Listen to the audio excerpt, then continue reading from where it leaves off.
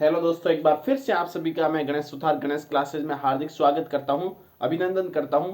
आज की जो क्लास रहेगी वो हमारी इंपॉर्टेंट जो बीएसटीसी के टॉपिक्स है उनके बारे में चर्चा रहेगी। उन टॉपिक्स के बारे में हम आज चर्चा करेंगे जिनसे 100% रूप से क्वेश्चंस बनेगा। उन टॉपिक्स के बारे में चर्चा करेंगे जिन टॉपिक को पढ़कर आप सुनिश्चित आप आपके अपने सिलेक्शन को आप सुनिश्चित कर सकते हो। वो टॉपिक्स के बारे में चर्चा करेंगे, उन टॉपिक्स के बारे में चर्चा करेंगे जो बिल्कुल मार्किंग वाले टॉपिक्स है जहां से 100% क्वेश्चंस बनता है। देखिए, इस क्लास के बाद आपको पता चल जाएगा कि कौन कौन से टॉपिक्स इंपॉर्टेंट है। देखिए दोस्तों, सिलेक्शन के लिए हमें एक स्मार्ट स्टडी बहुत आवश्यक है। सिलेक्शन के लिए स्मार्ट स्टडी बहुत आवश्यक है। इस अंतिम समय में लगभग हमारे पास 25 दिन है, तो इन 25 दिनों में हमें वही टॉपिक पढ़ने जो इंपॉर्टेंट है। तो उन इंपॉर्टेंट टॉपिक के बारे में हम बात करेंगे जिसे आप पढ़कर 450 से अधिक नंबर ला सकते हो। ठीक है ना, 450 से अधिक नंबर लाने का मतलब होता है आप फर्स्ट चॉइस से आपको कॉलेज मिलेगी, टॉप कॉलेज मिलेगी। चलिए आज हम चर्चा करते हैं बीएसटीसी के इंपॉर्टेंट टॉपिक्स के बारे में। साथ ही हम चर्चा करेंगे क्या बीएसटीसी में करंट अफेयर से क्वेश्चंस बनता है, अगर बनता है तो कितने बनते हैं और कैसा क्वेश्चंस बनता है उसके बारे में भी हम चर्चा करेंगे। हिंदी के कौन से इंपॉर्टेंट क्वेश्चन है, इंग्लिश में कैसे किया जा सकता है इस एक डेढ़ में एक मतलब 25 दिन में। ठीक है ना, आप इस क्लास के बाद मैं आपको, अगर अभी तक भी आपने अगर तैयारी नहीं शुरू की है तो चलो, जो बीत गया समय गया और वो बात गई। ठीक है ना, लेकिन इस 25 दिन में आप खुद को झकझोर दें, 10 से 12 घंटे आप डेली नियमित रूप से अध्ययन करें, फिर जो रिजल्ट आएगा वो देखा जाएगा। कहा जाता है कि अपनी मंजिल को बुलाकर जिया तो क्या जिया है, अगर दम तो उस मंजिल को पाकर दिखा, लिख दे अपने खून से कामयाबी की कहानी, और क्या उस किस्मत से हिम्मत हो तो इसे मिटा कर दिखा। अब बस मर मिटने की बात है। मतलब एक महीने यानी कि लगभग 25 डेज में आपको अपना पूरा आप झकझोर दें। जो होगा, इससे पहले तैयारी आपकी कितनी अच्छी थी वो कोई मैटर नहीं करता, बस आप 25 दिन आप खुद को बिल्कुल झकझोर दें, फिर जो रिजल्ट आएगा वो हमें स्वीकार है। और वास्तविकता को स्वीकार करना ही जीवन की सबसे बड़ी उपलब्धि होती है। तो चलिए आज हम चर्चा करते हैं इंपोर्टेंट बीएसटीसी 2023 के जो पेपर के लिए इंपोर्टेंट टॉपिक्स है। देखो, सबसे पहले राजस्थान जीके में आभूषण से 100% टॉपिक आएगा। हाँ, 100% एक क्वेश्चन राजस्थान के आभूषण से बनेगा, राजस्थानी आभूषण से। ठीक है ना, राजस्थान के मतलब जो आभूषण है उससे एक क्वेश्चन 100% बनेगा। दुर्ग से एक क्वेश्चन 100% बनता है। त्योहार पर्व मेले, यहां से 2 क्वेश्चंस बनने का हमेशा चांस रहता है। लोक देवता से क्वेश्चंस कंफर्म है। प्रमुख रीति रिवाज से क्वेश्चंस कंफर्म है। लोक नृत्य लोक नाट्य से क्वेश्चंस कंफर्म है। तो इनसे ही कम से कम 12 से 15 क्वेश्चंस तो ये इन्हीं टॉपिक से फंसते हैं। ये मोस्ट इंपोर्टेंट टॉपिक है राजस्थान जीके के, है ना, यहाँ तक मोस्ट इंपोर्टेंट टॉपिक्स है। फिर प्रजामंडल से एक दो क्वेश्चन एक बनता है, एकीकरण से भी बनता है, नगरों के उपनाम से काफी क्वेश्चंस बनते हैं, एक या दो क्वेश्चंस यहाँ से भी हमें देखने को मिलता है। और देखो, पॉलिटिकल में राजस्थान विधानसभा से क्वेश्चंस पूछता है। अब राजस्थान विधानसभा से कैसे पूछता है, अनुच्छेद वगैरह नहीं पूछता है, ये पूछता है जैसे हमारे टाइम में पूछा था कि कौन सी विधानसभा में सीटों की संख्या 184 से 200 कर दी।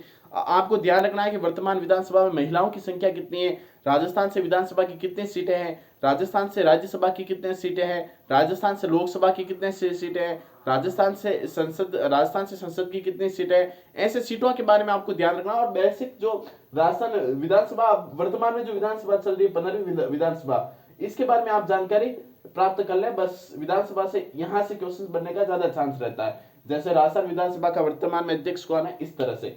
और भूगोल से इसके जो क्वेश्चन पूछता है वो अधिकतर अंतरराष्ट्रीय सीमा से पूछता है कि पाकिस्तान से किन जिलों की सीमा लगती है, उनका क्रम बताओ। ठीक है ना, कितने जिलों की सीमा लगती है, ये भूगोल से सीमाओं के अंदर इसी के ज्यादा रहता है। अब भूगोल के अंदर एक नदियों के बारे में और पूछा जाता है, नदियां, है ना, एक और ध्यान रख सकते हो नदियों के बारे में, ना, नदियों के बारे में ये पूछता है। एक क्वेश्चन सिंपल आता है। तो ये इंपोर्टेंट क्वेश्चन है जहां से मतलब 30 से 35 क्वेश्चन फंस सकते हैं। ठीक है ना, भूगोल में आप नदियां कर सकते हो और एक सीमा वाला। और भूगोल की जो सामान्य जानकारी है ना, उसके जैसे अंतर्राज्यीय सीमा वाला, अंतरराष्ट्रीय सीमा वाला, इन चीजों को आप ध्यान रख सकते हो। तो ये राजस्थान जीके के मोस्ट इंपोर्टेंट है, ये मोस्ट इंपोर्टेंट है, ये भी मोस्ट इंपोर्टेंट है और ये भी मोस्ट इंपोर्टेंट। इन टॉपिक को आप बिल्कुल एक बार कंप्लीट याद कर ले। इनको कंप्लीट याद करने के बाद और भी आप देखिए 2022 के 21 के क्वेश्चन, और उसमें देखिए कि किस टॉपिक से क्वेश्चन बन रहे हैं, और वो अभी तक हमारा कंप्लीट नहीं है, आप उस टॉपिक को करें। अब देखिए, रीजनिंग से रक्त संबंध से 100% क्वेश्चन पूछा जाएगा। वही टॉपिक लिए मैंने जहां से 100% क्वेश्चन बनेगा। व्यवस्था क्रम से 100% क्वेश्चन बनेगा। अंग्रेजी वर्णमाला से तो 2 से 3 क्वेश्चन बनेंगे। वैन आरेख से भी 100% क्वेश्चन है। कैलेंडर से भी एक क्वेश्चन, यहां से 2 से 3 बन सकते हैं। कैलेंडर से भी एक क्वेश्चन कंफर्म है, दिशा ज्ञान परीक्षण से भी एक क्वेश्चन कंफर्म है, बेमेल को अलग करना मतलब क्लासिफिकेशन वाला क्वेश्चन, यहां से भी 2 से 3 क्वेश्चन कंफर्म है। और इसके अलावा शब्दकोश से क्रम जमाना, जैसे मरकरी वगैरह दे दिया, मार्स दे दिया, उनको शब्दकोश के अनुसार व्यवस्थित क्रम में जमाइए, यहां से भी क्वेश्चन बनता है। तार्किक क्षमता में आपको वो दे देगा इस तरह से डायग्राम वाला, ठीक है ना, कि अपराधी, चोर वगैरह, पॉकेट मार, तो ऐसा तार्किक क्षमता से भी एक क्वेश्चन कंफर्म है, गणितीय सक्रियता से भी एक क्वेश्चन कंप्लीट है। मतलब इन टॉपिक से कम 30 से 35 क्वेश्चन, मतलब 35-40 क्वेश्चन कंफर्म है। और भी जैसे कैलेंडर से भी एक टॉपिक और आप ऐड कर देना जो आपके सिलेबस में नहीं दे रखा, लाभ हानि प्रतिशत। देखो ये व्यक्तिगत अनुभव का ये फायदा होता है, क्योंकि मैंने खुद प्रैक्टिकल रूप से मुझे इस चीज की नॉलेज है, और एक रेल परीक्षण से रेल के बारे में भी क्वेश्चन पूछ रहा है, उसकी रफ्तार के बारे में इतने टाइम में कहां पूछेगी वगैरह वगैरह। लाभ हानि और प्रतिशत से भी इसके 2 से 3 क्वेश्चन कंफर्म है। एक इसी रेल परीक्षण का, ये आपके सिलेबस में नहीं दे रखा, लेकिन 100% पूछेगा, क्योंकि मैंने व्यक्तिगत रूप से इसे अनुभव किया है, क्योंकि मैंने भी खुद बीएसटी का एग्जाम दिया है।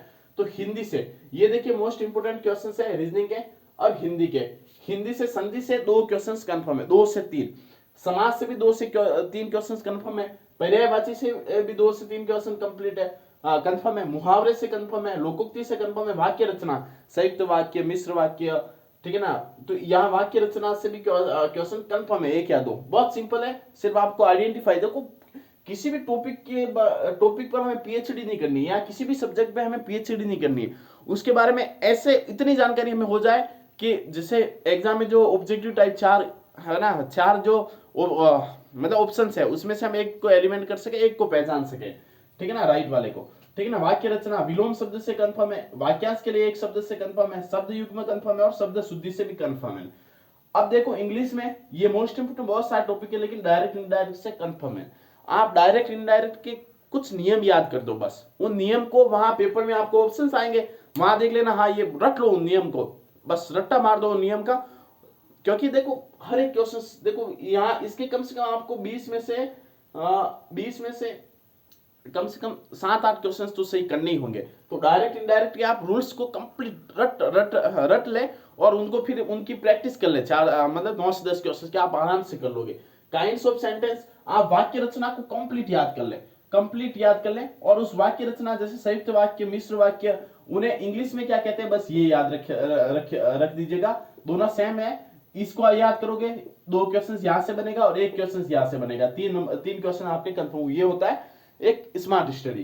पेंसिल से आप एक बार शॉर्ट जो चार्ट होता है उससे देख सकते हो, एक क्वेश्चन भी सही हो जाए तो बहुत बड़ी बात होती है ना। कॉम्प्रिहेंसिव पैसेज आप कंप्लीट कर सकते हो, कंजक्शन, इन टॉपिक्स को आप देख सकते हो, इनका रट्टा मार के भी आप क्वेश्चंस को सही कर सकते हो, इसलिए मैंने ये लिखा है। तो इन्हें भी आप टॉपिक्स को अवश्य देखें, क्योंकि इंग्लिश भी बड़ी महत्वपूर्ण है, क्योंकि 7 से 8 क्वेश्चंस आप सही करते हो, मतलब 20 से 21 नंबर तो बहुत इंपॉर्टेंट होते हैं। यही व्यक्ति को, इंग्लिश का पार्ट ही होता है जो व्यक्ति को अंदर और बाहर करता है, ठीक है ना। तो सभी, हमें किसी एक पार्ट विशेष पे पीएचडी नहीं करनी है, सभी मतलब पार्ट्स को एक साथ लेके जाके, मतलब उसमें एवरेज नंबर हमारे सब में आने चाहिए ना। और शिक्षण अभिक्षमता में कम से कम आपका टारगेट होना चाहिए 130 नंबर, कम से कम इतने तो लेके आऊं मैं।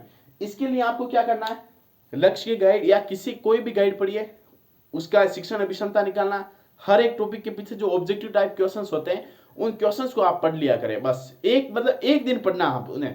शिक्षण अभिक्षमता के पीछे वाले जो क्वेश्चंस है ऑब्जेक्टिव, उन्हें एक दिन आपको पढ़ लेना है, आपके 130 नंबर क्वेश्चन से वैसे के वैसे हूबहू वहां क्वेश्चन वहां छपेंगे। तो इसे आप ऐसे कर सकते हो, मैंने तो ऐसे ही किया, मेरे 125 से 30 कुछ नंबर आए थे, मैंने लक्ष्य गाइड के पीछे जो ऑब्जेक्टिव होता है उन्हें पढ़ लिया और वैसे के वैसे क्वेश्चंस बने थे। देखो अब हिंदी के लिए बहुत सारे बड़े बड़े ग्रंथ है, बड़ी बड़ी किताबें हैं, उन्हें अगर अभी तक आपके पास वैसी स्पेशल कोई गाइड नहीं है, कोई नोट्स नहीं है, तो मैं आपको एक बुक बता रहा हूं, अगर नोट्स है आपके पास, गाइड है, उनसे मैटर याद भी है, तो कोई बात नहीं, आप उसे रिवाइज करें। लेकिन अभी तक आपके पास एक भी नहीं है, तो आप ये देखिए, ये हिंदी व्याकरण की रचना प्रबोध है, इसमें से आप बिल्कुल, जैसे मैं निकालू पर्यायवाची को, ठीक है ना, पर्यायवाची अगर मैं निकालू पेज नंबर 97 पे, पेज नंबर 97, ठीक है, पेज नंबर 97 ये दिख रहा है, ठीक है ना।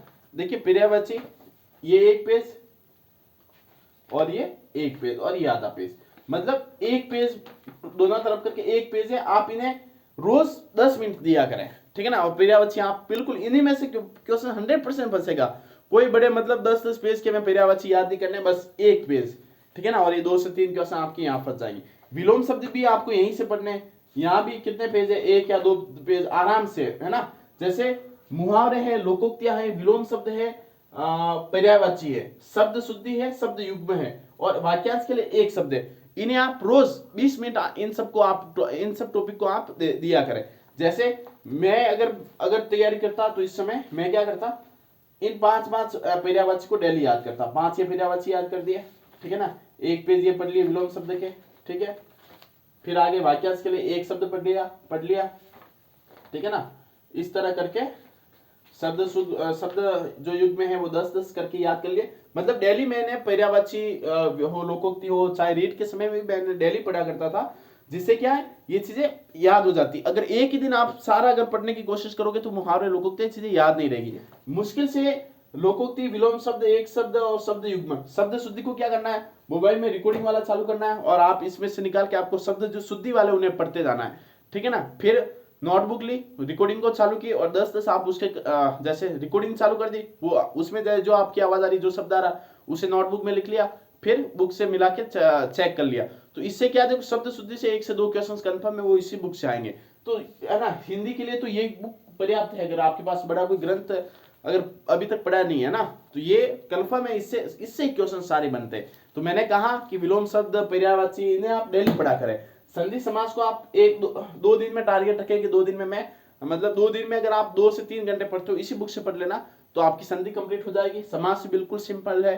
अगर आपको इन टॉपिक्स में कोई दिक्कत है तो संधि समास समझाने वाले टॉपिक है, इन्हें आप सेल्फ कर सकते हो। अगर इनमें कोई दिक्कत हो तो बता देना, मैं शॉर्ट नोट्स आपको, मतलब शॉर्ट वीडियो में 9 से 10 मिनट के वीडियो में संधि, और 9 से 10 मिनट के वीडियो में समास आपका कंप्लीट करा दूंगा। इंग्लिश के लिए आपके पास लक्ष्य की या जो भी गाइड है आप उससे देख सकते हो। शिक्षण अभिक्षमता के लिए भी मैंने गाइड बता दी। अब रीजनिंग के लिए देखो, रीजनिंग के लिए अगर आपके पास कहीं से आपने प्रैक्टिस सेट है या जो भी है तो ठीक है, नहीं तो आप ये मथुरिया वाली है ना, रामनिवास मथुरिया, रीजनिंग बहुत शानदार है। यहाँ से आपको बस रक्त संबंध उठाना है, बस सिंपल देखना है, ऐसे नहीं बड़े इसमें डीप भी दे रखा है, बट डीप में नहीं जाना, बिल्कुल ऊपरी ऊपरी तौर पर आपको प्रश्न मिलेगा। जैसे कैलेंडर दे रखा, दिशा परीक्षण नंबर 1 पे दे रखा 1 से 22 तक। मुझे ये चीजें तो सारी अगर आपको आती है तो कोई बात नहीं, सीधे आप क्वेश्चंस को सोल्व करें। मतलब एक एक टॉपिक के आप 5-5 क्वेश्चंस बस सोल्व करा करें। रीजनिंग के भी आप 4-5 टॉपिक को डेली पढ़ा करें, 4-4-5 टॉपिक। जैसे मैंने ये 5 टॉपिक पहले 5 दिन टारगेट रखा कि इसके 5 क्वेश्चन, इसके 5 क्वेश्चन, इसके 5, इसके 5, इसके 5 को मैं डेली सोल्व करूंगा, क्वेश्चन सोल्व करूंगा। फिर अगले 5 दिन इन टॉपिक्स को रखा, अगले 2-3 दिन इन टॉपिक्स को रखा, और 1-2 दिन पूरे ओवरऑल का मैंने 1-2 मॉडल पेपर कर दिए। अब रीजनिंग के लिए आप क्या कर सकते हो, 2018 का जो बीएसटीसी का जो मेन एग्जाम हुआ था उसका पेपर, 2019 का पेपर, 2020 का, 21 का, 22, ये सारे पेपर आप सोल्व कर देना। अगर इन्हें आप अगर वाकई में सच्चे दिल से अगर सोल्व करते हो तो आपके 120 नंबर आराम से आ जाएंगे रीजनिंग में, आराम से। क्योंकि क्वेश्चंस देखो हर साल 2018 में रक्त संबंध से पूछ रहा है, 2019 में भी पूछ रहा है, 20 में भी पूछ रहा है, 21 में भी पूछ रहा है, 22 में भी पूछ रहा है, 23 में भी पूछेगा। तो उस क्वेश्चंस की आपकी प्रैक्टिस हो जाएगी, उन क्वेश्चंस की आपकी प्रैक्टिस हो जाएगी जो एग्जाम में बनते हैं, ठीक है ना।